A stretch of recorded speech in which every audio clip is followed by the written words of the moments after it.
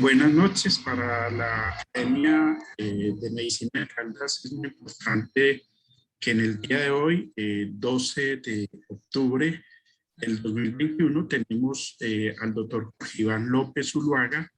El doctor Jorge Iván nos acompaña hoy con una conferencia para todos los académicos e invitados. El doctor Jorge Iván es médico y cirujano de la Universidad de Caldas, especialista en medicina interna y geriatría de la Universidad de Caldas. Aquí hago un paréntesis. Recientemente nuestra especialización de geriatría recibió los más altos evaluaciones académicas en el sistema nacional y destacamos este aspecto. Igualmente el doctor Jorge Iván López es especialista en epidemiología, especialista en hematología y oncología de la Clínica Universidad Libre sede de Cali, y hoy nos va a compartir a todos nosotros la conferencia Presente y Futuro de la Oncología. Entonces, con ustedes, doctor Jorge Iván, muchas gracias, y este auditorio está en sus manos. Muy buenas noches para todos, muchísimas gracias por la invitación. Voy a compartir la pantalla y de antemano pido excusas. Aparentemente la cámara no está funcionando bien, entonces está como muy pixelada mi rostro. Voy a compartir entonces ya la pantalla y la presentación. Yo quiero que por favor me confirmen si están recibiendo todos no solo el audio, sino que también estén recibiendo la visual de las diapositivas. Sí, perfectamente, doctor. Bueno, perfecto, doctor. Sí, primero, y vemos su imagen también en el recuadro superior. Bien, perdón. ¿y se ve bien ya? Sí, sí. Bueno, perfecto. No, primero agradecer la invitación frente a la Academia Nacional de Medicina a través de todos sus representantes y agradecer enormemente pues que me siento muy orgulloso de representar al CES Hospital de Caldas como hematólogo y oncólogo al servicio de la unidad hemato-oncológica que cumplió un año de ser creada la primera fase, que es la unidad de quimioterapia, y que estamos en este momento trabajando fuertemente para que se lleve a cabo la segunda fase, que es la unidad de radioterapia, y posteriormente crear la unidad funcional en cáncer.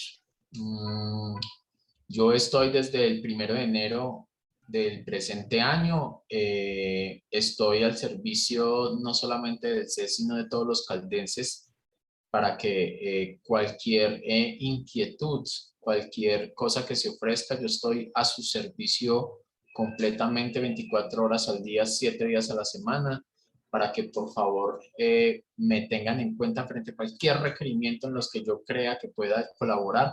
Se hace de la forma más desinteresada, y muchísimas gracias. Bueno, yo quiero arrancar entonces con base a las definiciones iniciales que se establecieron en cáncer. Aparentemente el papiro de Edwin Smith, que fue más o menos datado entre el año 3000 al 1600 antes de Cristo, en estos papiros se comenzaron a hacer las primeras descripciones de cómo pudiese existir algunas aparición de tumores alrededor del cuerpo de aquellas personas que fallecían rápidamente una vez aparecían estas tumoraciones. Y comenzaron a describirse. El primero fue en el Museo Louvre en París, donde está esta descripción de la mitología griega de Heracles contra la hidra de Lerna, y esta pelea suficiente. Y como ustedes pueden ver allí en la imagen, hay un cangrejo atrapando la entrepierna de Heracles mientras estaba en su pelea infernal contra la hidra, y se establece el origen del cangrejo como Cárquidos a través de la úlcera maligna, y la definición de que pudiese tener un tumor duro como un caparazón. Y allí es de donde sale el origen de la palabra cáncer frente a estas nuevas definiciones. Pero ¿cuál es el origen celular del cáncer? Rudolf Virchow estableció por primera vez en su libro de patología celular que pudiese existir una proliferación anormal que se sale por fuera de cualquier tipo, que estas células no se parecen en absolutamente nada de cualquier otro tipo de célula y que su única posibilidad era duplicarse, duplicarse, replicar, y fueron los primeros escritos alrededor del cáncer. Pero fue a través de la Primera Guerra Mundial, pegando todo este salto evolutivo frente a que antes el cáncer se manejaba solamente con el bisturí, en donde cualquier zona que pudiese lograrse extirparse, pues aparentemente esta era la forma en cómo se lograba el control del cáncer, pero volvía a salir otra extremidad del cangrejo, y a esto es a lo que se le llamaba pues la recaída tumoral o la persistencia del mismo. No fue sino hasta cuando comenzó a aparecer la Primera Guerra Mundial. Recordemos que es hacia finales del 2000, en 1919, donde comenzaron a aparecer el origen de la quimioterapia. Y frente a este uso de agentes alquilantes, pudiese tener algún efecto en reducir el tamaño de estos tumores, generalmente la mortalidad relacionada al uso de estos agentes alquilantes que se utilizaban era sumamente alto. Muchos de los que son aquí pues son radiólogos, oncólogos, intervencionistas, y Henry Kaplan comenzó pues a mostrar el inicio de la radioterapia a través de uno de los niños que tenía un retinoblastoma, en este caso Gordon Isaac, y fue el primer niño en intervención alrededor de la radioterapia, y aquí comenzó a utilizarse la mezcla de cómo agentes alquilantes sumados a radioterapia pues pudiesen ser la bandera para poder utilizarlos en el tratamiento del cáncer. Alrededor del mundo tenemos unos más o menos la tasa de incidencia, como ustedes pueden ver acá. Se estima unas tasas de incidencia altísimas en lo que es azul oscuro, en lo que es los países europeos, Norteamérica y Australia, de más o menos unos 257 casos por cada 100.000 habitantes por año. En Colombia aproximadamente estamos entre unos 111 y 140 casos por 100.000 habitantes por año, lo cual sigue siendo altísimo, y una vez ajustamos esto para el 2020, estandarizado por la edad y alrededor del mundo, la tasa de incidencia de cáncer en este momento en Colombia a finales del 2020 es de 182 casos nuevos por cada 100.000 habitantes por año.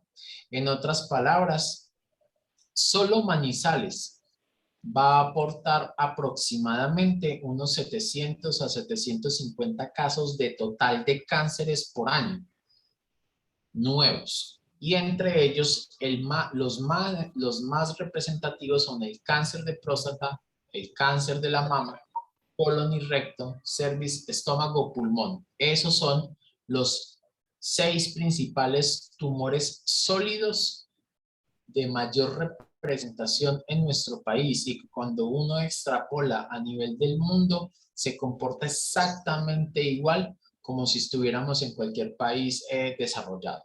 Los linfomas no Hodgkin y los estados leucémicos, es decir, los tumores hematolinfáticos, constituyen ya de entrada la octava, novena, décima causa, es decir, las primeras 6 causas definitivamente son tumores sólidos, y de ahí en adelante comienzan ya a aparecer otro tipo de cánceres, y entre ellos los hematolinfáticos. Si miramos esta gráfica, Colombia, cuando se habla de mortalidad relacionada y se ajusta en ambos sexos, Colombia está más o menos en este grupo intermedio relacionado a lo que es la mortalidad frente al ajuste de edad. Y miramos, cuando yo lo miro en ambos sexos, en ambas, también nos comportamos muy similar en tasas intermedias con respecto al resto del mundo. Es decir, no tenemos una alta letalidad, pero tampoco es baja para así considerarlo. Frente a la incidencia y mortalidad, podemos ver que en próstata es el principal tumor más diagnosticado. Sin embargo, lo que nosotros más publicitamos es el cáncer de mama, pero el cáncer de próstata tiene una incidencia de más o menos unos 48 por 100.000 habitantes. ¿Esto qué quiere decir? Que para el siguiente año, solo Manizales, de los 700 cánceres que se diagnostican al año para Manizales, 200 corresponden a cáncer de próstata. Para mama, la tasa de incidencia es de más o menos de unos 44 por 100.000 habitantes, teniendo claro que en solo Manizales vamos a tener aproximadamente unos 170, 180 casos nuevos de cáncer de mama para solo Manizales durante el siguiente año. Y miren que la letalidad relacionada tanto al cáncer de próstata como al cáncer de mama está fluctuando entre el 10 al 15%. Sin embargo, cuando uno mira las otras, en el caso de colon y recto, estómago, cervix, pueden darse cuenta que la letalidad en estómago es muy alta. La tasa de mortalidad relacionada al cáncer de estómago está superando el 50% en nuestro medio. El cáncer de colon y recto se está acercando casi al 50%. Y miren el pulmón. El pulmón, la mortalidad relacionada al cáncer de pulmón está cercana casi que al 80% comparada con su incidencia. Generalmente Europa y Norteamérica son los que más aportan pacientes con cáncer.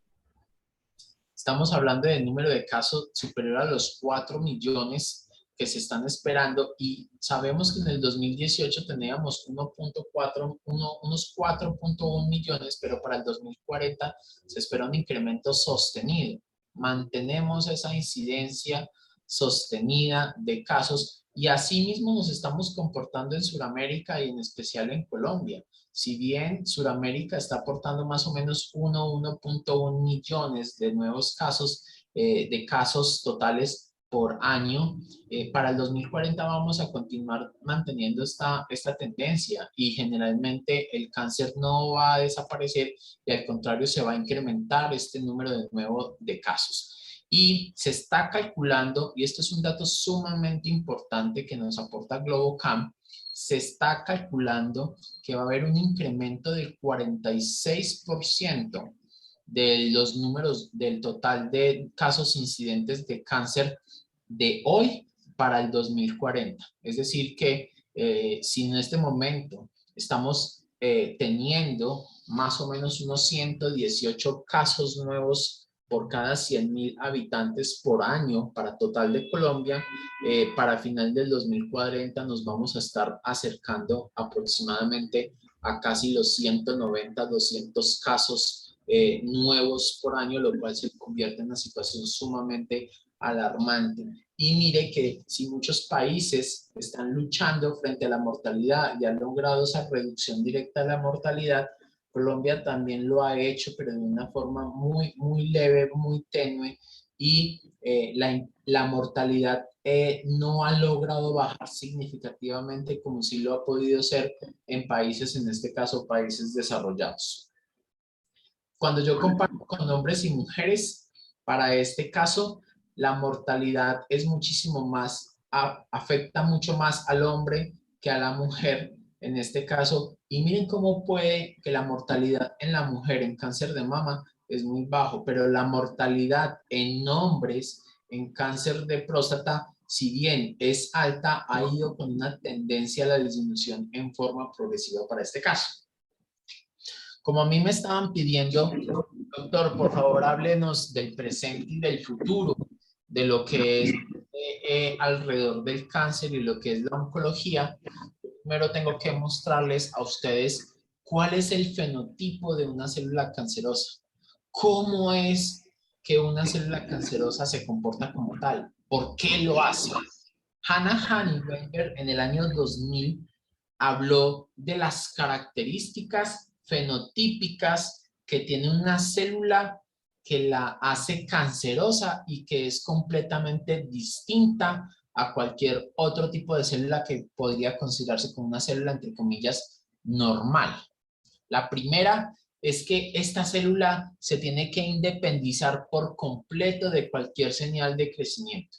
Es decir, no hacerle caso absolutamente a nadie si va a crecer, si no va a crecer. Es decir, ella se independiza, se emancipa de las restricciones de cuándo crecer y cuándo no crecer, y ella arranca a crecer simplemente cuando le dé la gana y cuando ella quiere, y no cuando alguien le diga. Esa es la primera característica de una célula cancerosa. Lo segundo es que yo me voy a volver completamente insensible a cualquier estímulo que no me permita crecer. Es decir, cualquier señal externa que vaya a bloquear mi crecimiento, yo como célula cancerosa me voy a oponer a esa restricción y no voy a permitir que me dejen crecer o proliferar. Esa es la segunda característica que tiene un fenotipo, una célula cancerosa. La tercera es la capacidad de esa célula para invadir y para hacer metástasis. Y aparece un concepto frente a la invasión y la metástasis, y es el concepto de anoiquis. ¿Y qué es la anoiquis en una célula tumoral? Es la resistencia que tiene esa célula a morirse. Es decir, aquella célula que tenga alta capacidad para resistirse a morirse y a defenderse frente a un territorio salvaje como es el torrente sanguíneo, el sistema linfático, y ella tenga la capacidad de no morirse y de migrar, es aquella célula que va a tener el éxito para poder depositarse en otro lugar, poder allí proliferar y poder ocasionar los daños que ello conlleva. Evitar la apoptosis. Por alguna otra forma yo me resisto en anoiquis a morir, pero al mismo tiempo yo eludo cualquier señal o cualquier estímulo que me indique que me tengo que morir. En este caso, el concepto de muerte celular programada no existe para la célula tumoral y se pierde. Y un potencial completamente ilimitado en la replicación. En este caso, la replicación se vuelve infinita. No tiene un punto de corte, no tiene una meseta y siempre está en ascenso progresivo de replicación, y eso es lo que hace que una célula tumoral finalmente alcance unas dimensiones, ya sea desde el punto de vista hematológico, líquido, o ya sea desde el punto de vista sólido, dado que tiene un potencial replicativo. Y por último, la angiogénesis sostenida. La célula tumoral es capaz de crear sus propias carreteras para poder mantener el suministro de los nutrientes necesarios para llevar a cabo su proliferación y para poder llevar a cabo toda la síntesis proteica que ella necesita para poder replicarse. Ella debe de mantener las superautopistas para poder mantener todo lo que es su condición de estabilización en el sistema redox, es decir, cómo voy a generar los desechos y que estos desechos no me intoxiquen a mí, sino que salgan al torrente sanguíneo, se vayan para otro lado. Eso es lo que se llama balance redox, y cómo al mismo tiempo yo soy capaz de mantener un suministro activo de todos los nutrientes para yo poder replicar. Frente a esas 6 características principales, es lo que a partir del año 2000 se definió el fenotipo de una célula cancerosa. Pero también existe un concepto, y es, bueno, eso es cómo se parece, pero cómo funciona internamente una célula cancerosa que la hace completamente distinta a las demás. En otras palabras, ¿por qué la célula cancerosa traga tanta energía? Y el doctor Warburg en 1923, eso fue hace más de 80 años, que fue ganador del premio Nobel en el 31, 9 años después del premio Nobel de Fisiología, demostró que la célula cancerosa es capaz de replicarse, reproducirse en ausencia de deprivación de oxígeno en un medio ácido. ¿Y cómo ocurre eso? Porque uno podría decir, bueno, yo le suprimo las autopistas a esta célula tumoral y le suprimo el oxígeno. Pero es que esto hace parte de la respiración mitocondrial, cuya célula tumoral es capaz allí de replicarse y replicarse. Pero la célula tumoral, una vez yo suprimo el oxígeno, ella es capaz por anaerobiosis y en un medio ácido mantener su replicación frente a mecanismos de proliferación que no dependen del oxígeno. Y empieza a aparecer el concepto Warburg, en donde se demostró que en condiciones aeróbicas los tejidos tumorales logran metabolizar 10 veces más glucosa a lactato en un tiempo dado que los tejidos normales. Pero cuando el tejido se vuelve... ¿Me están escuchando? Sí. Pero cuando el tejido se vuelve anaeróbico, la capacidad de producción energética o de transformación se vuelve hasta de casi 2000 veces más comparada con la respiración aeróbica. La respiración aeróbica tiene que ir a través del ciclo de Krebs y es un sistema muy complejo enzimático para poder obtener ATP. Pero la respiración anaeróbica, si bien no es eficiente porque produce solamente 3 moléculas de ATP, comparado con el ciclo de Krebs que no es capaz de producirnos hasta 26 moléculas de ATP, lo que hace la célula tumoral es multiplicar la velocidad de anaerobiosis para poder compensar la obtención en ATP que no hace la respiración aeróbica. Es decir, la respiración aeróbica es un sistema lento para poder obtener esas 26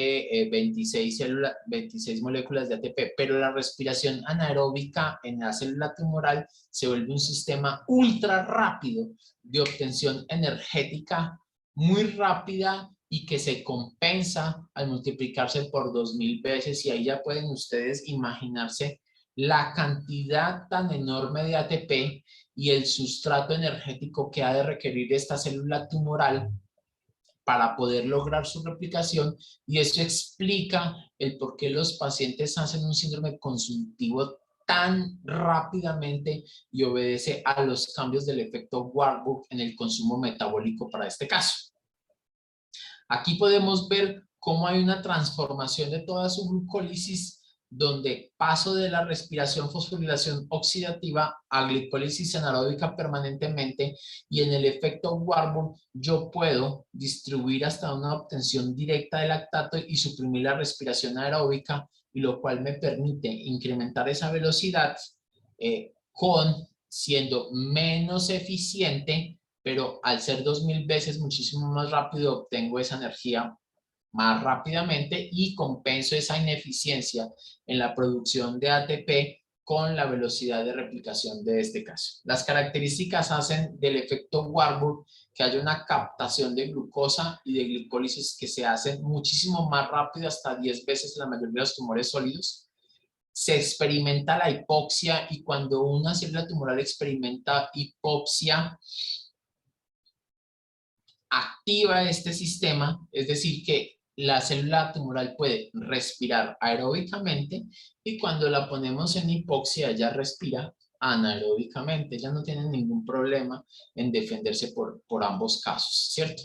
Entonces, si todo esto anterior define el cáncer, es decir, las 6 características fenotípicas que tiene una célula: yo evado la apoptosis, me resisto a la restricción, prolifero cuando me da la gana, bloqueo las señales, y al mismo tiempo yo tengo un metabolismo completamente distinto. Entonces, ¿por qué las células de defensa de nosotros no son capaces de detectar esto? Porque definitivamente hay un nuevo concepto en lo que es cáncer, y es que el cáncer hoy en día se define como un fracaso de la inmunovigilancia. El cáncer no es esta definición clásica de proliferación anormal de células que se resisten a la muerte y que proliferan incontrolablemente. El cáncer hoy en día se define como un fracaso directo de la inmunovigilancia. ¿Y por qué de la inmunovigilancia? Vamos a remontarnos un poco a las funciones del sistema inmune. Recordemos que el sistema inmune nos defiende contra patógenos, sustancias extrañas, pero tiene un potencial y es de reconocer a lo propio y rechazar a lo extraño. Y las células cancerosas de entrada son extrañas. Y todos los días nosotros tenemos células cancerosas totipotenciales, es decir, alguna célula de algún órgano o sistema se aparta de la restricción del control del órgano de este sistema y intenta replicarse, intenta salirse de este control y el sistema inmunológico inmediatamente lo detecta, lo controla y lo destruye. Por lo tanto, todos los días, cada uno de nosotros desarrolla un acúmulo de defectos a nivel genético, inmunológico o celular que se vuelve totipotencial para la aparición de una célula cancerosa y todos los días nuestro sistema inmunológico está reconociendo estas células que se vuelven extrañas y las logra yugular, controlar, mitigar o destruir.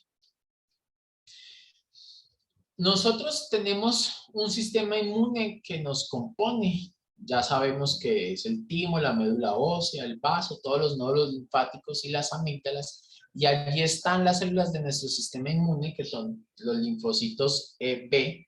B porque se llama la bursa de Fabricio y linfocitos T porque maduran en el timo. Y dentro de los linfocitos T, pues están los citotóxicos ayudadores.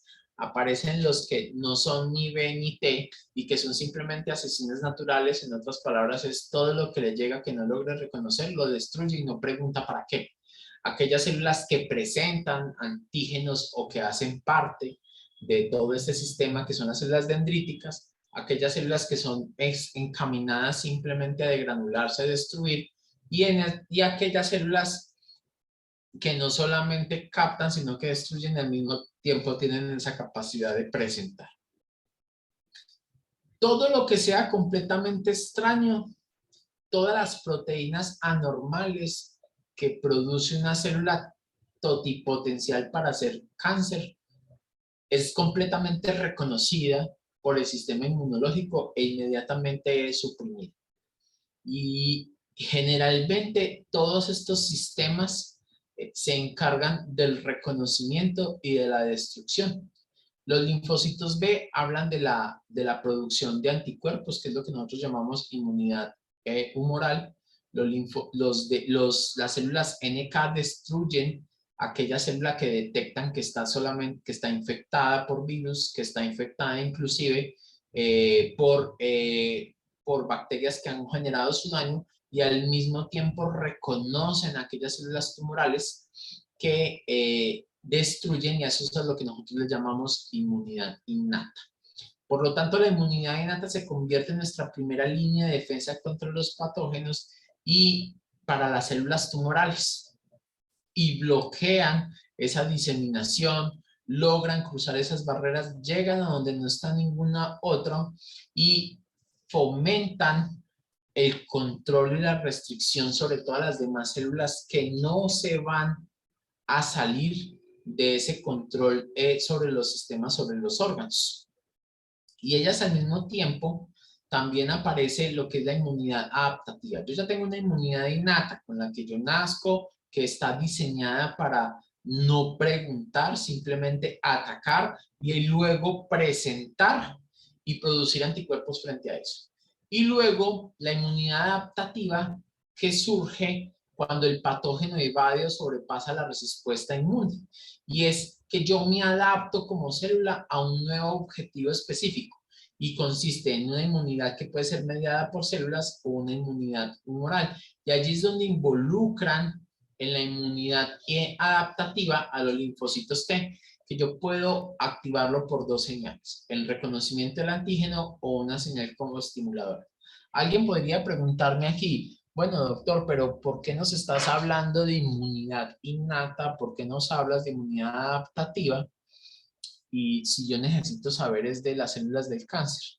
Yo tengo que explicar esto que es la inmunidad adaptativa y la inmunidad mediada por células, porque más adelante les voy a mostrar que en el futuro de la oncología esta es la manipulación de los linfocitos T y la manipulación de inmunoseñales.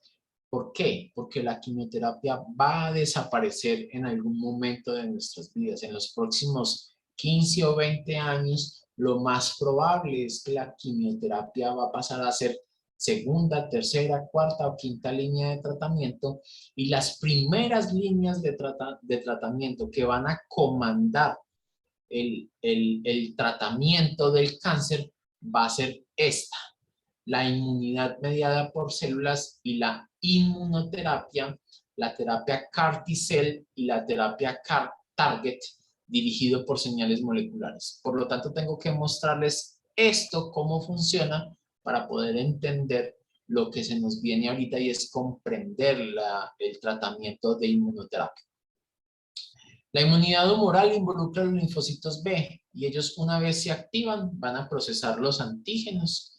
Ellos van a recibir una señal coestimuladora, ya sea por los linfocitos T ayudadores, y posteriormente ellas van a madurar, van a progresar a transformarse en lo que se llama células plasmáticas, van a proliferar y van a producir anticuerpos específicos contra el antígeno. Entonces, imagínense que una célula tumoral se destruye, una célula tumoral produce un montón de proteínas que son completamente extrañas y anómalas, que no son reconocidas, e inmediatamente se llevan y se presentan a los linfocitos T para que ellos procesen esos antígenos, y al mismo tiempo van a recibir señales coestimuladoras para que se expandan. Estas células, estos linfocitos B, una vez maduren y se expandan, van a transformarse en lo que se llama las células plasmáticas, y estas células plasmáticas van a producir anticuerpos dirigidos únicos y específicamente contra esas proteínas anómalas que son de las células tumorales. En esta ocasión, una vez están circulando, estos antígenos, los anticuerpos que están circulando se van a unir al antígeno, que es la que está presente en la célula tumoral, y va a desencadenar la respuesta inmunológica, que es lo que va a favorecer su destrucción para este caso. Y aquí vemos cómo se hace ese reconocimiento. En la parte de arriba vemos a un linfocito T con su receptor y su complejo mayor de histocompatibilidad, y aquí tenemos una célula dendrítica que está presentando su antígeno. Entonces la célula dendrítica lo que hace es recolectar la proteína anómala, la presenta a su linfocito y le va a decir: mire, esta es una proteína que no reconozco, que no sé qué es, por favor procésela, y me la presenta para yo poder empezar a definir qué es, qué voy a hacer con ella, si la tengo que atacar o no. Y en este caso aparecen ligandos coestimuladores que van a amplificar esta señal para que este linfocito T generalmente vuelva y se transforme en un linfocito T citotóxico.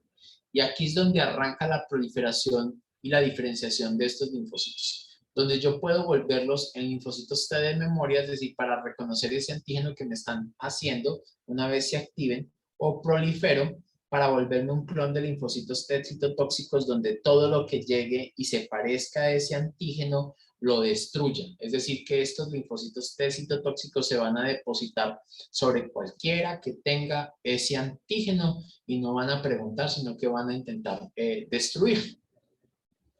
Pero existe una respuesta inmune en el cáncer, y es que el sistema inmune, como su nombre lo dice, inhibe el desarrollo del cáncer. Sin embargo, algunas células definitivamente pues escapan a esta respuesta inmunológica. ¿Y cómo una célula tumoral escapa a esta respuesta inmunológica? A eso se le llama inmunoedición en cáncer. Y la inmunoedición no es más que aquellos mecanismos que utiliza una célula tumoral para poder burlar la inmunovigilancia y posteriormente fracasar en el intento del control de la restricción y posteriormente aparecer lo que es la enfermedad o en este caso el cáncer. Y existen 3 fases. La primera fase se llama fase de eliminación o inmunovigilancia, en donde definitivamente pues, los linfocitos T y todas otras células identifican a la célula tumoral y la logran derrumbar, tumbar o suprimir. Y allí es donde nos van a proteger a nosotros. Todos los días, minuto a minuto y hora a hora, está apareciendo la inmunoedición en cáncer que ya les había explicado. Luego aparece una fase de equilibrio, es donde algunas células cancerosas logran sobrevivir al ataque, pero al mismo tiempo nuestro sistema inmunológico no es capaz de derribarla o destruirla. Y alcanza un punto de equilibrio donde la célula tumoral no se replica, no ocasiona daño, no se destruye, no destruye porque el sistema inmunológico no lo está dejando proliferar, no lo está dejando crecer ni ocasionar daño. Pero al mismo tiempo, nuestro sistema inmunológico tampoco es capaz de eliminar por completo esta célula tumoral. Y a eso es a lo que se le llama fase de equilibrio. Y en la fase de equilibrio en cáncer, obedece a que el paciente le aparece el cáncer, se queda ahí quieto y puede estar quiescente durante días, meses o algunos años y no ocasiona ningún síntoma en estos pacientes. Y luego cuando finalmente aparece la tercera fase que se llama fase de escape, ya estas células cancerosas logran sobreponerse y estar por encima del sistema inmunológico y ya definitivamente se perdió la capacidad de nuestro sistema inmunológico para poder controlarlas y ahí es donde aparece el cáncer manifiesto. Se ha demostrado que aproximadamente 1/3 de los hombres que mueren ya tienen cáncer de próstata, así no se les haya diagnosticado. E inclusive puede aparecer cáncer de páncreas también hasta en 1/3 del total de los pacientes. Pero ¿por qué no desarrollan el cáncer de páncreas? Porque durante todo su ciclo vital pudieron estar en fase de equilibrio. Estaba la célula tumoral, pero estaba nuestro sistema inmunológico ahí manteniendo la restricción y el control sobre estos sistemas. Una vez aparece la fase de escape, estas células cancerosas escapan del control y es ya la manifestación directa entre ellos. Aquí podemos ver en inmunoedición cómo lo que está en rosado, fucsia, perdón, destruye lo que está de rojo y finalmente prolifera. Mientras que en la fase de equilibrio ni el uno le hace daño al otro y viceversa, y en la fase de escape pues ya definitivamente las células tumorales invaden, hacen metástasis y se escapan del control. A este cáncer, pues el cáncer posee muchísimos antígenos que no son reconocidos por las células inmunes. Muchas veces el cáncer es capaz de producir antígenos que para el sistema inmune parece no ser relevante, parece que no tiene ninguna importancia y lo pasa por desapercibido. Y cuando una célula presentadora de antígeno pues encuentra una célula cancerosa, pues la célula presentadora de antígeno la destruye, presenta el antígeno al linfocito T por medio de lo que se llaman las células del complejo mayor de isocompatibilidad. Nuevamente alguien me pregunta, ¿por qué necesito saber esto? Porque en el tratamiento de hoy en día y en el tratamiento futuro se va y se está interviniendo sobre el complejo mayor de isocompatibilidad, se está interviniendo sobre los receptores que generan esa interacción para poder enseñarle a la célula del linfocito T que esa célula con la que está teniendo contacto y que ella cree que no es maligna, sí lo es. Ese es el objetivo de la medicina oncológica del futuro. Y luego aparece lo que es la coestimulación, intentar proliferar esos linfocitos T, diferenciarlos, atacar y destruir definitivamente las células malignas con esto. Y aquí empieza un juego bien interesante y es donde una célula tumoral, la que está en rojo, es captada inicialmente por la célula dendrítica o presentadora de antígeno, se la presenta a través del receptor de célula T y ella expande ya reconociendo a este enemigo, y posteriormente una vez se expande, ya ella solita no necesita que alguien se la presente porque ya reconoció la cara del enemigo y facilita la destrucción de esta célula. Lo habíamos mencionado, la fase de equilibrio donde el uno no le hace daño al otro, y definitivamente cuando es capaz, hay inmunosupresión, algún medicamento, el tiempo o cualquier condición que haga que el huésped baje su capacidad inmunológica, ahí es donde la célula tumoral logra escapar y se manifiesta el cáncer per se. Es decir, todos en este momento podemos tener una célula cancerosa en fase de equilibrio que está ahí simplemente esperando a que surja el momento indicado para ella poder escapar de la restricción y proliferar incontrolablemente. Para este caso. Y existen un montón de señales de puntos inmunológicos donde se van a actuar para este caso. Y ojo con lo que les voy a mencionar porque más adelante les voy a hablar de tratamientos anti-CTLA4 y tratamientos anti-PD1 e inclusive ya están apareciendo tratamientos anti-LAC3. Y es que los puntos de control inmunológico intentan enviar señales de inactivación a los linfocitos T. Por ejemplo, los linfocitos T tienen lo que es el receptor de esto se llama muerte programada, Programmed Death 1, que son estos antígenos, y los CTLA4, que son las células presentes en los linfocitos, perdón, los receptores presentes en los linfocitos T. Pero la célula tumoral tiene un ligando para estos receptores. Y la célula tumoral, cuando se acopla al ligando del receptor de CTLA4 o al ligando, pone el ligando de PD1, lo que hace es inactivar al linfocito. Por eso una célula tumoral es capaz de burlar al sistema inmunológico. Y lo que se hace con los tratamientos actuales es tratar de romper esta interacción para poder despertar al linfocito T y que éste reconozca de nuevo a la célula tumoral y empiece a atacarla. Este es el juego que se hacen entre cada uno de ellos, cómo se activa, cómo se inactiva, cómo existe una interacción entre la célula tumoral y cómo la célula presentadora de antígeno, cuando se le acerca al linfocito T, tiene al mismo tiempo que presentar un coestimulador, una señal para poder que no la destruya, porque si la célula presentadora de antígeno no tiene estos receptores, el linfocito T lo que hace es inmediatamente destruirla. Eso mismo hace la célula tumoral.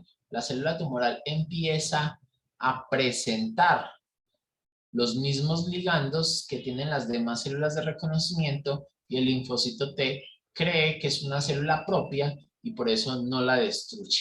Para este caso, y mire aquí, el linfocito T tiene el receptor de muerte programada 1, pero la célula tumoral tiene el ligando del receptor de la muerte programada para poder acoplarse entre ellas. Y aquí es cuando inactiva a esto. En patología, nosotros le pedimos al patólogo, y esto hace parte de la medicina actual oncológica, que por favor me mida en las células tumorales si estas células tumorales tienen expresión de PDL1. Es decir, yo puedo pedirle al patólogo, le digo, doctor, por favor, en el informe, dígame si estas células tumorales, cuánto es su expresión de PDL1. Porque si la célula tumoral tiene una alta expresión de PDL1, significa que ella está utilizando este mecanismo para dormir a los linfocitos T. Y por lo tanto, yo puedo dar medicamentos anti-PDL1, como es el caso del pembrolizumab, como es el caso del nivolumab, que lo que hacen es simplemente acoplarse acá, romper esta unión y el linfocito automáticamente se despierta y cuando entra en contacto con la célula tumoral le dice, venga, a usted yo no la reconozco, porque la célula tumoral no le está inactivando y automáticamente empieza ya a destruir. Eso es a lo que se le llama inmunoterapia. Por eso se da ese tipo de tratamientos y por eso yo puedo expresar. También lo puedo hacer a través de la vía del CTLA4. El ipilimumab es un medicamento anti-CTLA4 que también hace que la célula tumoral, a través de la vía del CTLA4, cuando ofrece su ligando, inactiva al linfocito T. Si yo doy tratamiento anti-CTLA4, yo vuelvo a despertar a ese linfocito y le doy muchísimo más dientes para que ella la pueda reconocer. Así que yo puedo dar tratamiento combinado. Un ejemplo muy claro es el paciente con melanoma.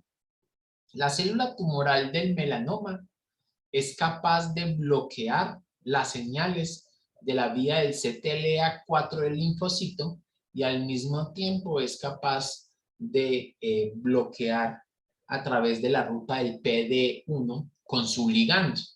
Entonces, la célula tumoral prolifera, la célula tumoral del melanoma anda por donde ella quiera, hace una capacidad de metástasis increíble porque ella tiene esa máscara inactiva el sistema inmunológico, pero cuando se da tratamiento combinado, como es el caso de tratamiento con ipilimumab, con nivolumab, es decir, un anti-PDL1 con un anti-CTLA4 y doy terapia combinada, lo que hago es romper esa unión entre la célula tumoral y el linfocito T y automáticamente despierto al linfocito T y el linfocito T se da cuenta de que esa célula es extraña y empieza a atacarla y por eso se logra el control del cáncer, en este caso del melanoma, con solamente manipulación de las células T para que puedan reconocer al enemigo. Y viene un boom, y es que necesitamos perfilar molecularmente el cáncer. Como les venía diciendo desde el comienzo, quimioterapia va a desaparecer.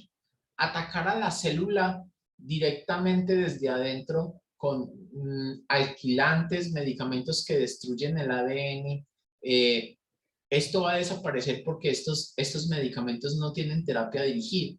El objetivo de hoy en día y la oncología de hoy es perfilar molecularmente a los pacientes para poder saber qué medicamento exactamente se le puede dar a ese paciente y que destruya únicamente y exclusivamente a esa célula tumoral y respete a las demás células que no son tumorales y por consiguiente incrementar la efectividad del tratamiento, la eficacia del mismo y disminuir la toxicidad relacionada con que las células normales tengan pues un daño colateral. Ya le habíamos mencionado que la quimioterapia arranca con una primera era de administración de medicamentos quimioterápicos, producto de las guerras mundiales, Primera, Segunda Guerra Mundial, la guerra de Vietnam que se produjo, y en pleno siglo XXI pues comienzan a aparecer las dianas moleculares a partir del año 2000. Esta es la segunda era, esto tiene 20 años apenas. A partir del año 2000 empieza a aparecer las dianas moleculares, es decir, yo disparar medicamentos que se acoplan solamente a un receptor que ocupa una célula tumoral. Y desde el 2013 aparece la tercera era. Esto es hace poco, hace menos de 10 años, 8 años, que es la inmunoterapia, que es lo que les expliqué anteriormente. Y ahora estamos en terapia combinada. Hasta hace poco, también menos de 5 o 6 años, estamos haciendo terapia combinada. Estamos dando tratamiento de diana molecular y al mismo tiempo estamos dando inmunoterapia. Y podemos combinar las tres cosas. Yo puedo atacar a la célula tumoral por un receptor que ella tenga específicamente, que es su diana molecular, despertando el sistema inmunológico para que ataque a la célula tumoral y al mismo tiempo también dar quimioterapia para que ataque a la célula tumoral destruyendo su ADN. Y por eso yo puedo utilizar toda esta mezcla y esta combinación, que es lo que me ha permitido tener muchísimo mayor éxito en contra del cáncer y por consiguiente cambiar la letalidad de una enfermedad y transformarla en una enfermedad crónica. Lo que antes mataba a la persona, ahorita se vuelve crónico y el paciente está recibiendo su tratamiento inmunoterápico permanentemente, está recibiendo sus medicamentos orales con moléculas con tratamiento target, el paciente se vuelve crónico en el tiempo y va a fallecer de otra cosa completamente distinta a la célula de cáncer, porque vuelvo a entrar en inmunoedición a la fase de equilibrio. Es decir, o tengo la capacidad de que la célula que escapó regrese a fase de equilibrio y se neutralice, o tengo la capacidad de que el sistema inmunológico finalmente lo devuelva a fase de eliminación y logre destruir estas células. Y como lo habíamos mencionado, entonces, esto es un cambio directo de paradigma. El cambio directo del paradigma y es que la célula tumoral ya no se ataca con quimioterapia. La quimioterapia hace parte de una de las estrategias para poder intentar destruirlo, pero ya definitivamente en los próximos años esto viene cambiando y desde el 2011 todos estos paradigmas han cambiado con base al perfilamiento genómico. Y mire que frente a los 6 fenotipos que yo les dije, ¿se acuerdan al comienzo? Les dije, una célula se llama cancerosa porque tiene estos 6 marcadores fenotípicos, pero una célula cáncer va muchísimo más allá. Y es que ella es capaz de promover inflamación, pero esa inflamación juega a favor de la célula tumoral, porque la inflamación la hace alrededor para que ataque al que vaya a venir a destruirlo. Y dentro de ella no es un medio inflamatorio, es un medio tranquilo donde ella va a poder proliferar. La célula tumoral tiene la capacidad de engañar a los macrófagos y de engañar a cualquier célula destructora y de hacerle creer que ella es la víctima y que el que viene a destruirla, en este caso los linfocitos, es el enemigo y por lo tanto tiene que defenderla. Así de mala es la célula tumoral, así de confusa puede hacer el medio y donde ella puede manipular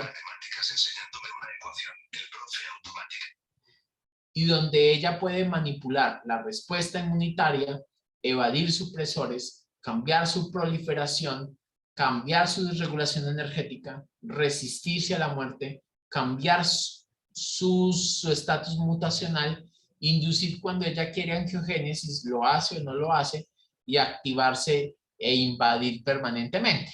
Y mire que en cada uno de estos puntos es donde se está trabajando. Yo puedo dar inhibidores del CTLA4 para evadir, para poder recuperar la destrucción inmunológica, que es donde ella está actuando. Yo evado la destrucción inmune, pues simplemente doy medicamentos para que se recupere la destrucción inmune. Si yo tengo una inmortalidad replicativa, pues yo puedo dar inhibidores de telomerasa para poder llevar a la célula a apoptosis y decir, hasta aquí llegué, no me prolifero. Puedo disregular la inflamación dando medicamentos antiinflamatorios selectivos. Puedo inactivar su capacidad de invasión y metástasis al quitarle o al manipular genéticamente la posibilidad de que ella salga, es decir, quitarle los dientes a la célula tumoral para que ella no tenga la capacidad de salir a la calle. Es decir, yo lo que hago es mostrarle a la célula tumoral, al quitarle algunos de sus receptores o algunos de sus genes, que ella tenga miedo de salir al torrente sanguíneo, tenga miedo de salir a invadir porque la van a matar. Entonces, yo puedo dar inhibidores, en este caso inhibidores MET para bloquear eso. Puedo bloquear las señales proliferativas de angiogénesis a través de medicamentos que se llaman factores de crecimiento del endotelio vascular inhibidores, como es el caso del bevacizumab. El bevacizumab es terapia contra el factor de crecimiento del endotelio vascular y se utiliza muchísimo en los pacientes en cáncer de colon, cáncer de ovario, aparece en cáncer de cervix también, inclusive en líneas posteriores cuando no se ha logrado control sobre otro tipo de terapias, aparecen estos medicamentos que intentan bloquear la angiogénesis, dado que la célula tumoral utiliza la angiogénesis para defenderse. Yo puedo utilizar inhibidores de la poliadenina ribosa polimerasa, que es lo que llaman inhibidores PAR, para lograr inestabilidad genómica y destrucción del ADN en aquellos pacientes que, pues en aquellos pacientes, por ejemplo, que tienen una mutación del gen del BRCA, que son BRCA1 y BRCA2 muy comunes en cáncer de mama, en cáncer de ovario, donde se logra demostrar que si yo tengo la mutación del gen BRCA1 y BRCA2, puedo dar inhibidores PARP, porque al no tener recombinación homóloga para reparar el ADN, la célula tumoral es incapaz de recuperar estas hebras de ADN y de recuperarlas, y por lo tanto, si yo doy un inhibidor PAR, le estoy dando una estocada para poder finalmente destruir el ADN, y pues ella no va a poder defenderse frente a eso. Y lo mismo ocurre, mire que yo puedo dar inhibidores del EGFR dentro de señales de proliferación, como es el caso del cetuximab, el panitumumab, que son inhibidores del receptor del factor de crecimiento epidérmico, donde yo logro identificar en la célula tumoral, cuando yo le pido al patólogo que me identifique molecularmente si tiene señales EGFR, como es el caso del cáncer de pulmón o como es el caso del cáncer de colon, para yo definir si tengo que dar o no medicamentos anti-EGFR y que tengan mayor acción directa sobre estos. Y aquí pueden ustedes ver cómo una célula tumoral es capaz de manipular y defenderse frente a cualquier ataque y modificar sus señales para que no tengan que hacerlo.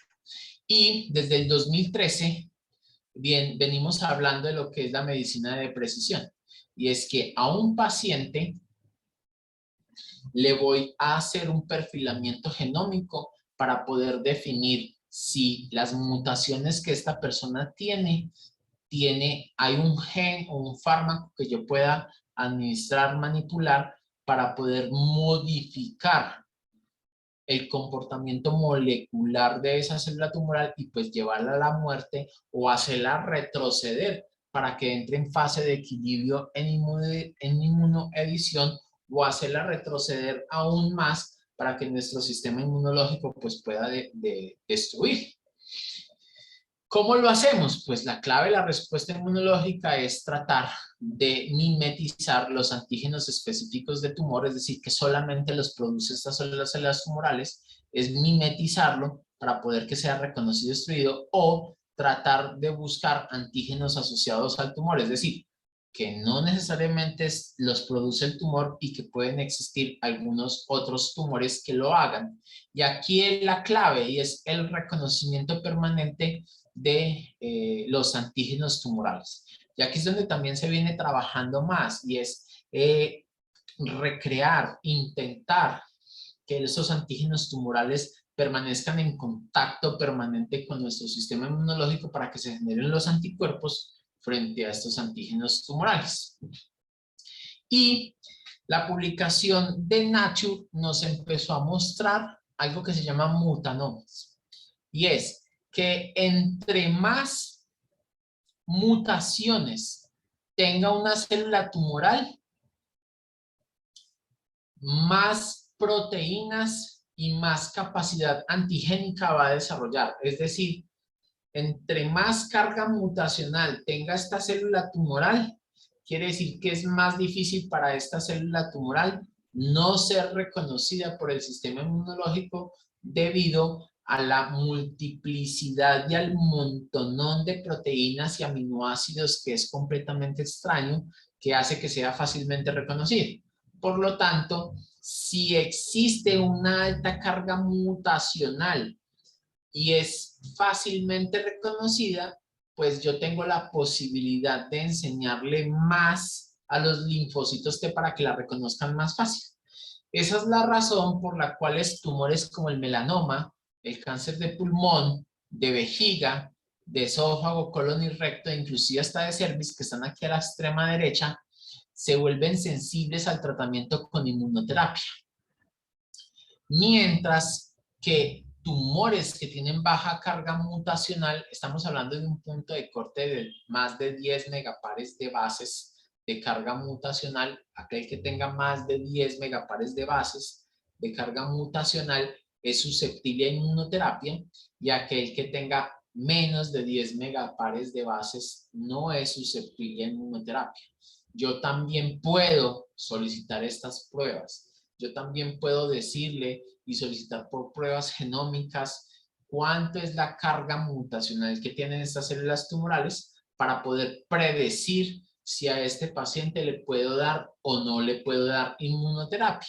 Ya sabemos que existen ciertos tumores que no son sensibles al tratamiento inmunoterápico, es decir, tienen una carga mutacional tan baja que va a ser muy difícilmente reconocida por el sistema inmunológico, como es el caso de las leucemias, es el caso del carcinoma de tiroides, los neuroblastomas e inclusive el páncreas. Mire que el páncreas todavía no hemos podido avanzar en lo que es el tratamiento de inmunoterapia para el tratamiento en este caso debido a la baja carga mutacional que este tiene y por lo tanto es difícilmente reconocido por nuestro sistema inmunológico. Y aquí nuevamente aparece este círculo donde podría uno intentar atacar a esta célula tumoral para poderse defender frente a ella y cuáles serían los tratamientos que yo puedo dar frente a este caso. El doctor William Coley, que fue cirujano en Nueva York, que vivió entre el 62 y el 36, comenzó a darse cuenta que si se maceraba, cogió a los pacientes, por ejemplo, con tumores de piel, que si se maceraba a esos tumores y volvía a dársele al paciente y se le inyectaba, parece ser que existía una regresión del tumor y logró demostrar inclusive hasta un 10% de regresión espontánea de cánceres como en el caso del melanoma, cánceres de piel, donde él cogía esos cánceres, los trituraba y se los volvía a inyectar al paciente y era porque lograba liberar todos estos antígenos que finalmente eran reconocidos por el sistema inmune. Y aquí es donde se habla del padre de la inmunoterapia, en este caso es el doctor William Coley, inclusive ya hace más de 10 años, de 100 años, él ya pensaba que pudiese existir pacientes, pudiese existir algo que pudiese reconocer a la célula tumoral para destruirlo y él logró hacerlo y demostrar. Y aquí es donde yo puedo dar medicamentos, como es el caso para bloquear los CTLA4 que están presentes en la célula del linfocito, de la célula T, para poder llevar a cabo pues la destrucción y puedo dar anticuerpos agonistas, es decir, estimular la señal del linfocito T o puedo dar anticuerpos bloqueantes, que es anticuerpos que van a bloquear al bloqueador. En este caso la célula tumoral está acá con sus bloqueantes y yo simplemente lo que hago es bloquear al bloqueador para poder activar a esta célula tumoral. Y mire que así es como yo puedo jugar con este caso. Como una célula tumoral que expresa PDL1, yo se los había mencionado, el ligando, y que yo le puedo pedir al patólogo que por favor me diga cuánto hay de expresión de PDL1 para ver si se beneficia de tratamiento con inmunoterápicos, como es el caso del durvalumab en cáncer de pulmón o es el caso del avelumab en cáncer de células de Merkel o en cáncer urotelial. El ipilimumab, como es el caso del paciente con cáncer tipo melanoma, o nivolumab o pembrolizumab para aquellos pacientes con cáncer de células renales, aquellos pacientes con cáncer, melanoma, cáncer de pulmón, cáncer de colon, entre ellos, para poder desprender la capacidad que tiene de engañar esta célula tumoral sobre el linfocito T y favorecer su reconocimiento. Y aquí se la pasa uno en este juego. ¿Qué tengo yo también que enseñarles y que mostrarles en el tratamiento actual en oncología? Y es que como ya estamos dando tratamientos inmunoterápicos, como ya estamos dando otro tipo de tratamientos, aparece una fase que se llama pseudoprogresión. La pseudoprogresión no es más que cuando un tumor se infiltra por células T, porque las células T llegaron, reconocieron el tumor, se metieron dentro de ella y empezaron a ocasionar un desastre para destruirlas, pues generalmente se inflama e incrementa de tamaño. Y eso es muy importante tenerlo en cuenta para nosotros los clínicos. Y es que creemos que durante los primeros 2, 3, 4 meses el tumor crece de tamaño, las lesiones se vuelven muchísimo más grandes y la gente piensa o el clínico piensa que es que la enfermedad está progresando y que definitivamente la terapia no está funcionando. Al contrario, la pseudoprogresión es una consecuencia de la infiltración de las células de defensa sobre estas células tumorales que simplemente están allá en la zona de batalla para intentar destruirlo y después de varios meses, en este caso, el punto de corte de pseudoprogresión hablan de 2 a 3 meses. Después del tercer mes, cuarto mes de terapia, ya definitivamente pues empieza a verse el efecto directo.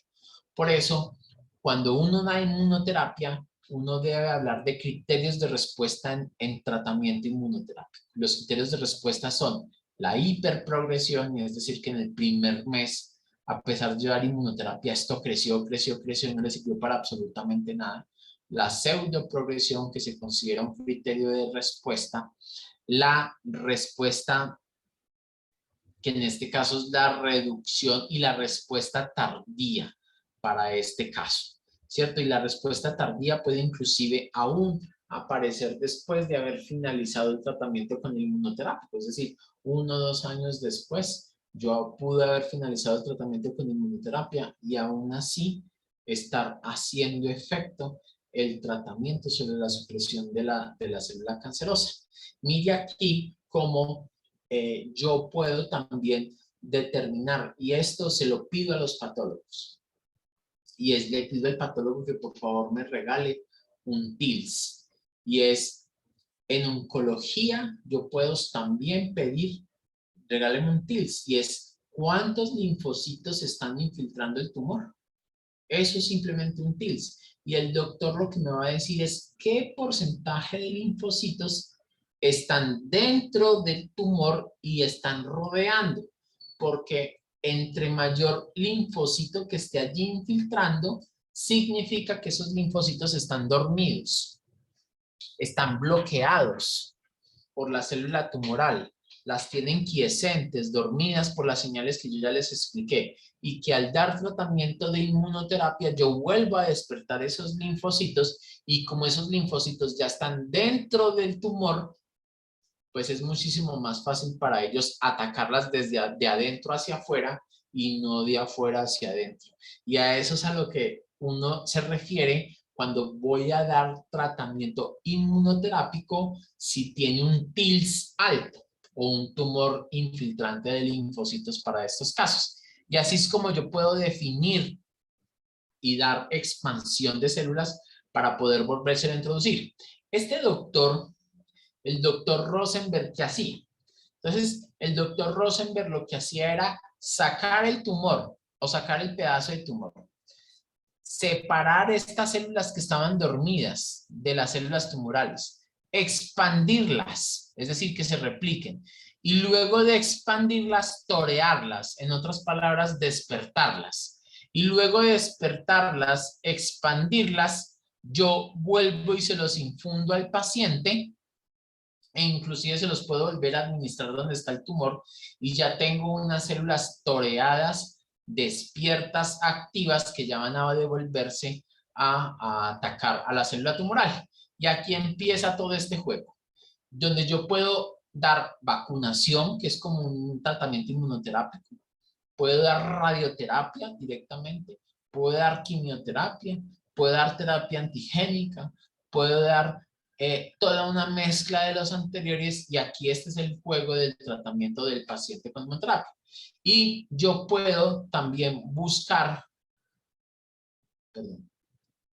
perfilamiento genético de acuerdo a si en pulmón tengo mutaciones del EGFR con mutación del T790 para dar osimertinib, si en cáncer gástrico o en mama tengo receptores HER para darle tratamiento con trastuzumab, si en cáncer, en este caso, si tengo en cáncer de colon y recto, mutación KRAS o el EGFR para definir si le doy o no le doy cetuximab, si tengo mutación ALK del ROS o del MET en cáncer de pulmón para definir si le doy crizotinib o gefitinib, o si tengo que definir si tengo una combinación de todos los anteriores para poder definir si le doy, por ejemplo, en pacientes que son receptores hormonales positivos, HER2 negativo y que tienen progresión, si le doy un inhibidor de ciclina, como es el caso del palbociclib, y si me voy a melanoma, si logro demostrar que tiene mutación del BRAF, pues ya le tengo que dar es una pasta, trametinib. ¿Y cómo pueden ustedes darse cuenta que por aquí no hay quimioterapia por ningún lado?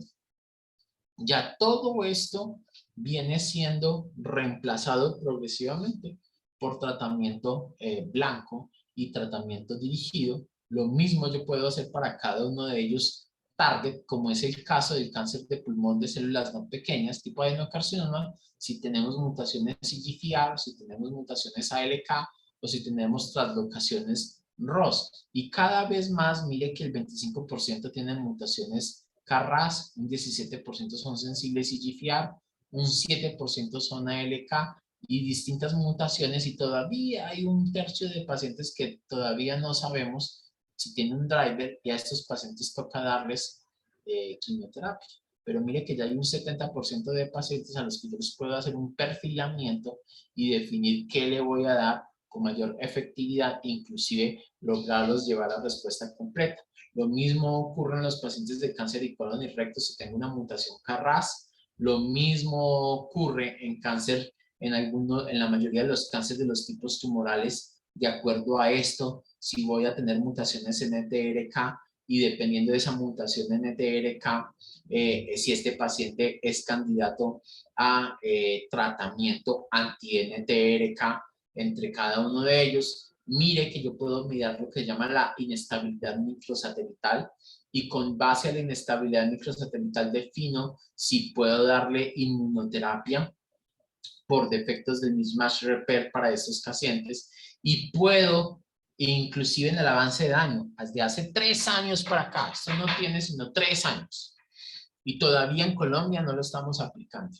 Apenas, probablemente en 1 o en 2 años vamos a tener esta tecnología acá, y es el CAR T-cells. ¿Y qué es el CAR T-cells? Es receptor antigénico quimérico de células T. ¿Qué es lo que yo hago?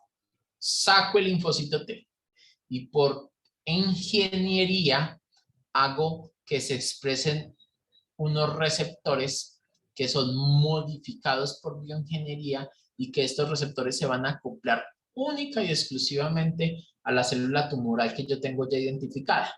La expando y vuelvo y se la introduzco al paciente, y estas células por CAR T-cells, que es lo que se llama, estas células ya están expandidas por bioingeniería, entran al torrente sanguíneo, van a reconocer a la célula tumoral que yo ya modifiqué por bioingeniería y van a atacarla exclusivamente. Es decir, que yo puedo ponerle receptores a lo que yo quiera. Yo puedo poner receptores contra células de mieloma múltiple. Yo puedo ponerle receptores contra células, en este caso de pulmón, de colon, de páncreas. Se está trabajando en los que más éxito está es en leucemia linfoblástica aguda, que son receptores directamente diseñados para que vayan y ataquen a la célula linfoblástica, y se logran tasas de curación hasta del 70%. Y este es el éxito que se viene en un futuro, es la terapia génica con CAR T-cells. Mire inclusive que ya la inmunoterapia pasó a segundo plano, ya la terapia target pasa a tercer plano, y la quimioterapia pasa a cuarto o quinto plano. Entonces, si vamos mirando esta secuencia, vamos a tener CAR T-cells de primero, inmunoterapia de segundo, terapia blanco de tercera opción, y finalmente cuando ya ninguna de las anteriores no se logra hacer ningún efecto, pues pasamos a tratamiento quimioterápico. Y en este momento estamos creyendo que la quimioterapia es la primera línea de tratamiento, cuando eso va a desaparecer en los siguientes años. Y aquí hay muchísimos ensayos que demuestran cómo la terapia con CAR T-cells inclusive puede lograr respuestas durables. Tenemos alteraciones moleculares predictivas que yo puedo definir si tengo inestabilidad microsatelital para cáncer de colon, si tengo RAS, HER, c-KIT, PDGFR, que lo solicitamos a un paciente, se lo solicitamos con tumor de GIST. Y con respecto, si tiene expresión de PDGFR, este paciente lo hace muy poco sensible al tratamiento con imatinib y toca cambiarlo a otro ITK de distinta generación. Si tiene mutación del BRAF, del ROS, del gen BRCA, ya lo habíamos mencionado para mama. Y eso se hace con equipos de secuenciación de siguiente generación, que son los equipos actuales que se intentan mostrar y que muy probablemente, y estoy convencido de que en un futuro cercano, vamos a tener disponible esta tecnología para acá. Pero mire que ¿estamos haciendo esto en el CES? La respuesta es sí. Lo estamos ya haciendo en el CES. Aquí hay una paciente, tiene un carcinoma de páncreas. El examen se lo hicimos el 6 de julio del 2021. Esta paciente le hicimos lo que se llama un Next Generation Sequencing para mirar si podía definirse el tratamiento de inmunoterapia, de terapia target para ella, o si existía algún tratamiento en el mundo específico de acuerdo a sus mutaciones. Lastimosamente, en este caso, el Tumor Mutational Burden, ¿se acuerdan que yo les dije más de 10 megapares de bases? El que tenga más de 10 megapares de bases se les puede dar inmunoterapia, y el que tenga menos de 10 megapares de bases pues no va a tener beneficio. Esta paciente le dio 3 megapares de bases, lo cual ya de entrada me está diciendo, doctor López, no le vaya a poner a este cáncer de páncreas inmunoterapia porque no le va a servir para nada. Eso es lo que me está queriendo decir. De una vez ya me está diciendo el Foundation One, no le ponga inmunoterapia a este paciente, no le va a servir. Lo mismo si encuentro inestabilidad microsatelital que no fue detectada. Me está diciendo de entrada, pembrolizumab no le va a servir. Y hallazgos genómicos, aquí me está diciendo, de acuerdo a una red en el mundo, si existe en algún lugar del planeta algún ensayo clínico que estén haciendo de acuerdo a las mutaciones que el paciente tenga. En este caso, me llegó que no hay ningún ensayo clínico en el mundo que se esté haciendo para este paciente, pero mire lo que también es interesante el Foundation One. El Foundation One me está diciendo, no hay quimioterapias en ausencia de respuesta. ¿Qué me está diciendo? Que la quimioterapia convencional para esta paciente sí le sirve. Esta paciente en particular tiene mutaciones genéticas que no la hacen susceptible a tratamiento actual de inmunoterapia, pero sí la hacen susceptible a tratamiento quimioterápico. Mire cómo este Foundation One me mostró cada una de estas mutaciones en esta paciente, y estas son las mutaciones que esta paciente tiene, que se llaman variantes de significado incierto, es decir, tiene mutaciones que en este momento no sabemos que son responsables de cáncer de páncreas, pero no sabemos si tienen alguna asociación directa, y tampoco tenemos tratamiento dirigido frente a estas mutaciones. Es decir, cada una de estas mutaciones que se encontraron en esta paciente tiene 7 mutaciones demostradas, no tienen un tratamiento específico, pero la parte buena que nos mostró este Foundation One es que al tener 0 terapias con ausencia de respuesta, ya me está diciendo, esta paciente, si usted le pone quimioterapia, le va a responder. Actualmente esta paciente ya va a cumplir 1 año de tratamiento para un cáncer de páncreas en estado avanzado, y como ya me di cuenta por Foundation One de que le sirve la quimioterapia, ya no tengo necesidad de buscarle inmunoterapia, terapia target, sino que me voy a enfocar única y exclusivamente a darle tratamiento combinado quimioterápico porque va a ser lo más sensible y en este momento la paciente se encuentra en respuesta parcial con buen estatus performance, gozando de buena vida, buena calidad de vida, sin hospitalizaciones y ya lleva 1 año sobreviviente al cáncer de páncreas. Así pues, que esta es la terapia del futuro, sumado a inclusive la combinación con vacunas, como es el caso del Sipuleucel T en cáncer de páncreas, y lo que es la expresión directamente de los retos de la inmunoterapia, y es tratar de buscar estos marcadores, manipular genéticamente cada uno de ellos, y miren en mama cómo yo puedo también darme cuenta de acuerdo a su expresión si tiene HER2, si es un cáncer de receptores de estrógeno, si no tiene ninguno, si tiene los dos, y de acuerdo a eso determinar el tratamiento para estos pacientes. Y mire que ya en cáncer de mama yo ya defino, si tiene HER2 le doy trastuzumab, si no tiene HER2 pues no se lo doy, si tiene receptores de estrógeno pues le doy hormonoterapia, y si no tiene ninguno pues me toca darle quimioterapia para estos pacientes. Lo mismo de los genes que van a codificar para BRCA1 o BRCA2, lo mismo la inestabilidad, lo mismo de cada uno de los medicamentos, como es el caso del melanoma, como el trametinib, enditinib, entre ellos otras cosas, y cómo van a cambiar. Y en este caso, la biopsia líquida, una muestra de sangre, me va a permitir a mí determinar si está circulando estas cargas tumorales, estas mutaciones, y me permite determinar pues el tratamiento. Yo quiero ya aquí parar. Espero que les haya mostrado un abrebocas de lo que es en este momento el cáncer, el árbol del cáncer que se está desprendiendo, todas las repeticiones que se están viendo, todas las encuestaciones en los genes de silenciamiento, cómo existe una tecnología y el Big Data que está apareciendo ya para poder mostrar los datos en cada uno de los cánceres, y cómo es las nuevas ideas en la biología tumoral de cómo ya tenemos que personalizar cada uno de estos tumores, y que ya definitivamente cada paciente es un paciente único, personalizado para el tratamiento de inmunoterapia, de terapia target y de quimioterapia combinada. Muchísimas gracias. No sé si tienen alguna pregunta.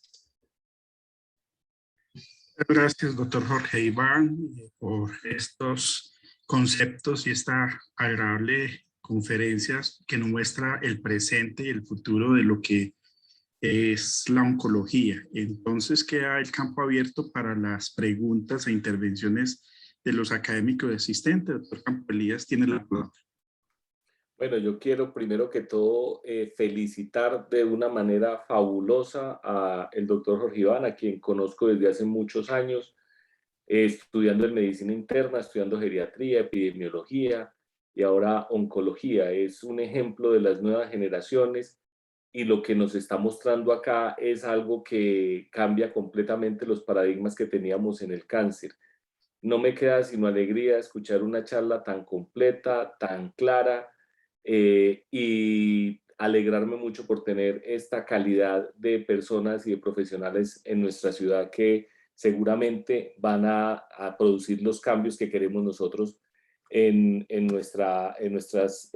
nuestros pacientes. Muchísimas gracias, Jorge Iván, por su charla, fabulosa.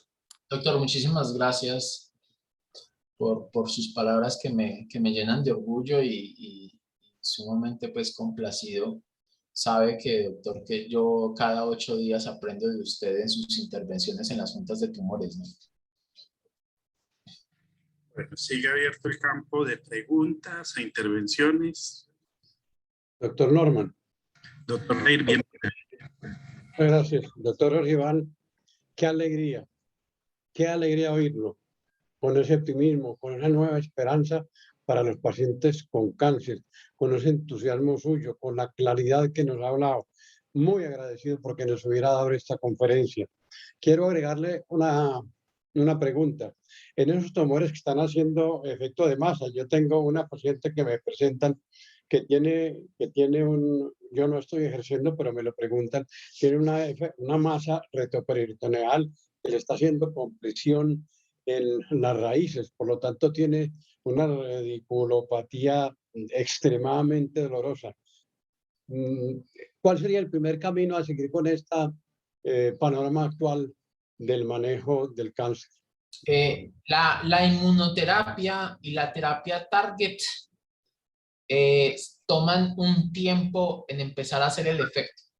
Si usted, por ejemplo, tiene una lesión tumoral que está ocasionando una radiculopatía y una compresión, y usted le va a dar inmunoterapia, usted ya se va a dar cuenta que va a haber un fenómeno de pseudoprogresión. Entonces, en vez de mejorar al paciente frente a su radiculopatía, lo que va a ocasionar es acelerar y agravar muchísimo el problema.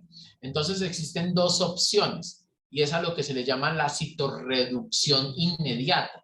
¿Cómo hago yo para citorreducir inmediatamente un paciente? Tengo dos caminos. O darle quimioterapia de alta intensidad para citorreducirlo, o darle radioterapia, ¿cierto? La radioterapia tiene como objetivo citorreducir rápidamente al paciente, mientras la inmunoterapia, mientras la hormonoterapia o mientras la terapia target comienza a trabajar. Si usted mira, por ejemplo, las curvas de supervivencia o las curvas de sobrevida libre de progresión en los Kaplan-Meier de los estudios, usted empieza a ver que estas curvas solamente empiezan a separarse después del segundo o tercer mes de tratamiento del grupo control comparado con la nueva terapia. En este caso puede ser inmunoterapia o terapia target. Y después del segundo mes, tercer mes de tratamiento es que se empiezan a separar, lo cual sugiere que en los primeros 2-3 meses el medicamento o la inmunoterapia o la terapia target no ha alcanzado su máximo nadir de efectividad y toca siempre esperar ese tiempo.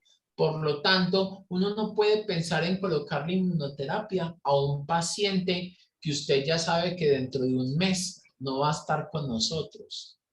Que un paciente que no te va a dar tiempo, como por ejemplo tuvimos un caso de una paciente con un cáncer de mama que era HER luminal, es decir, tenía doble driver, receptores de estrógeno y tenía receptores HER, pero sabíamos que darle terapia con trastuzumab en ese momento no podía ser porque tenía alta carga tumoral, disfunción hepática, compromiso del sistema nervioso central, estaba invadida y en superscan, es decir, compromiso óseo polimetastásico. Y la literatura dice que esos pacientes, si bien tienen blanco terapéutico, la única forma de citorreducirlos en los siguientes días o semanas para poder que sobrevivan y puedan luego tener el efecto de la inmunoterapia es darles quimioterapia citorreductiva, es decir, a lo que se le llama alta carga tumoral o citorreducción de rescate. Y ahí es donde empieza a cobrar valor. Para ese caso en especial que usted lo mencionó es quimioterapia o radioterapia de inmediato, ¿cierto? Si no se puede, la radioterapia es muchísimo más rápida que la quimioterapia y espero no equivocarme. Creo que el doctor Hernán Darío nos está acompañando y creo que va a estar de acuerdo conmigo en que la radioterapia tiene capacidad de citorreducir muchísimo más rápido que lo que puede hacer un acto quimioterápico y muchísimo menos pues dar inmunoterápicos, ¿no? Muchas gracias. Muy completa su respuesta, doctor. Muchas gracias. Gracias, doctor. Doctora Claudia Ramillo. Gracias, doctor José Norma. Doctor Jorge Iván, reciba un afectuoso saludo y bueno, agradecerle por esta presentación. Realmente nos comparte todo ese conocimiento que pone de manifiesto no solamente los avances, sino también las posibilidades para todas estas personas. Ha sido pues muy grato escucharlo y aprender con usted. Muchas gracias, doctor. Muchísimas gracias, doctora. Yo espero no haberle alargado tanto. Yo sé que es un tema largo. Traté de compactarlo lo más que pude, pero tenía claro en mi cabeza que si yo no explicaba los conceptos básicos de pronto en dónde estamos parados, de pronto no podría darme a entender el porqué de las nuevas terapias, ¿cierto? Si no explicaba eso al inicio, podríamos habernos perdidos para aquellas personas de pronto que no manejan lo que es biología molecular, ¿cierto? No, de nuevo, gracias. Aprendimos mucho, o particularmente yo. Gracias, doctor. Muchísimas gracias. Javier del Campo, ¿alguna pregunta adicional? ¿Alguna manifestación adicional? La pregunta es decirle dónde lo conseguimos. Yo en este momento soy único y exclusivo del CES Hospital de Caldas con muchísimo orgullo. Tenemos agenda disponible todo el tiempo con tiempo de oportunidad rápida. Tenemos una unidad de quimioterapia maravillosa y tenemos una gerencia que está apostándole al todo para que la unidad hemato-oncológica y en general convertirnos en una unidad funcional en cáncer y que de aquí a unos pocos años estemos haciendo lo mismo aquí que en cualquier lugar de alto nivel del mundo, en el MD Anderson Cancer Center, en la Mayo, en el Jackson Memorial. Estamos intentando replicar exactamente lo que se hace en cualquier lugar del mundo y estoy seguro que cuando nos convirtamos en una unidad funcional del cáncer, que va a ser dentro de poco tiempo, vamos a alcanzar esos objetivos, ¿sí? Doctor Juan Manuel Giraldo, desde La Dorada, nos va a hacer la intervención. Buenas noches, doctor Jorge Iván. Excelente, excelente su conferencia, qué profundidad. Aprendimos mucho, claro que sí. Por supuesto, como dijo la doctora Claudia, me llamó mucho la atención lo que mencionó acerca de los cánceres más frecuentes en el mundo. Hace unos años, pues, durante la especialización, tuve la oportunidad de hacer un trabajo en el CES Hospital de Caldas sobre los cánceres más frecuentes que se diagnostican en el servicio de urgencias, quizás como consecuencia de la falta de seguimiento y de la oportunidad de consulta de estos pacientes por consulta externa en nuestro sistema de salud, y coinciden con los principales, con los 5 cánceres más frecuentes que usted mencionó: estómago, colon, pulmón, mama y cervix. Eso me llamó mucho la atención. Excelente su conferencia, muchas gracias. Sí, muchísimas gracias y pues quiero aprovechar acá que hay un gran número de hombres, ¿cierto? Y es creer que lo que más incidencia tiene es la mama y no es así, es la próstata. Y tiene inclusive las mismas tasas de morbilidad y mortalidad, y las que van bajando en letalidad son las de mama. ¿Pero por qué van bajando en letalidad? Pues porque hay detección temprana, porque hay mayor intervención, porque eso, pero al hombre le da muchísimo miedo pues a hacerse la consulta, el tacto rectal, el PSA, y aprovecho pues porque es el cáncer de mayor incidencia y el más preocupante, sorprendentemente, siendo la tercera o la cuarta causa detrás de mama y de próstata, es el gástrico y el pulmón, porque el cáncer gástrico y el pulmón, si bien tiene una baja incidencia, estamos hablando por debajo de 11, 10 casos por 100.000 habitantes, tiene mortalidades que fluctúan entre el 50 y el 80%. Es decir, que cuando a alguien se le diagnostica un cáncer de pulmón es porque ya está en estado avanzado. Cuando a alguien se le diagnostica un cáncer de gástrico es generalmente porque ya está en estado avanzado, y definitivamente pues aquí tenemos que intervenir en lo que es el diagnóstico precoz. Ya hemos hecho una buena lucha con mama, nos falta trabajar más, un poquito más en próstata, pero definitivamente nos falta muchísimo camino en la detección temprana en pulmón y en gástrico, ¿no? Listo, muchas gracias, doctor Jorge Iván, por la conferencia, por los conceptos y por las inquietudes que nos dejó a todos los asistentes a esta reunión. Le agradecemos el habernos compartido y dejarnos motivados en estos temas.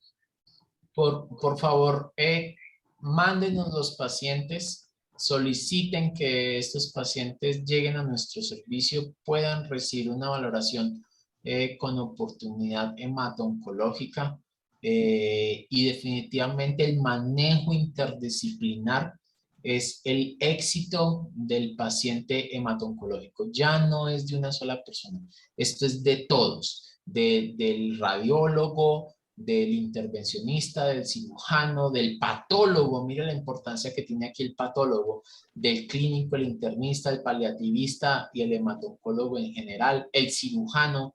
Esto ya no es de todos, esto ya no se arregla con un acto quirúrgico, ya no se arregla con solo una pasta, no, esto hay que combinar todo y por eso la necesidad imperativa de volvernos una unidad funcional. Muchas gracias, doctor Jorge Iván.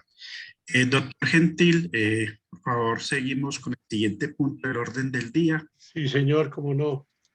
Reiterar también las felicitaciones al doctor por la enseñanza muy grande que nos ha traído.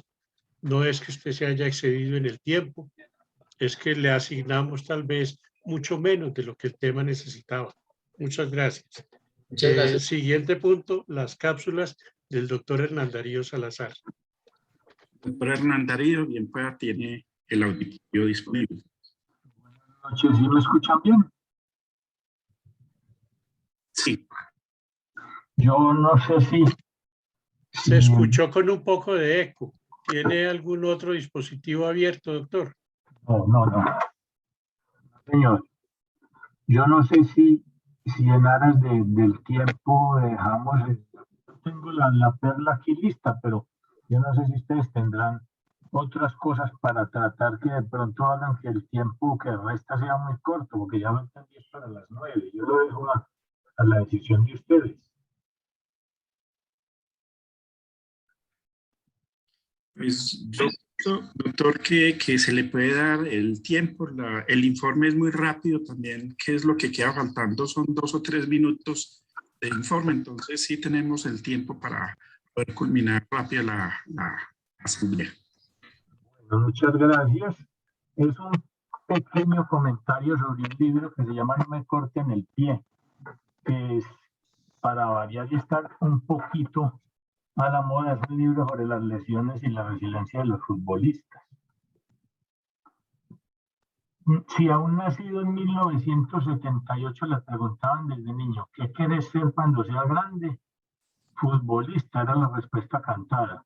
Médico tampoco faltaba por la cantidad de cruces rojas que abundaban en los libros de lectura y en los juguetes. Y entre los fanáticos de las historietas como Superman, periodista también podría ser una opción. Pues bien, Juan Manuel Herbela comparte las 3 profesiones. Jugó por 14 años en primera división, a la par que se graduaba en la carrera de médico. También maneja con la misma destreza los recursos del periodismo. Solo alguien con esta tríada es capaz de escribir un libro único como No me corten el pie.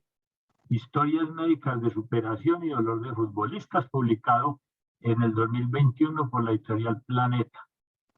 La introducción en cada capítulo es casi enciclopédica.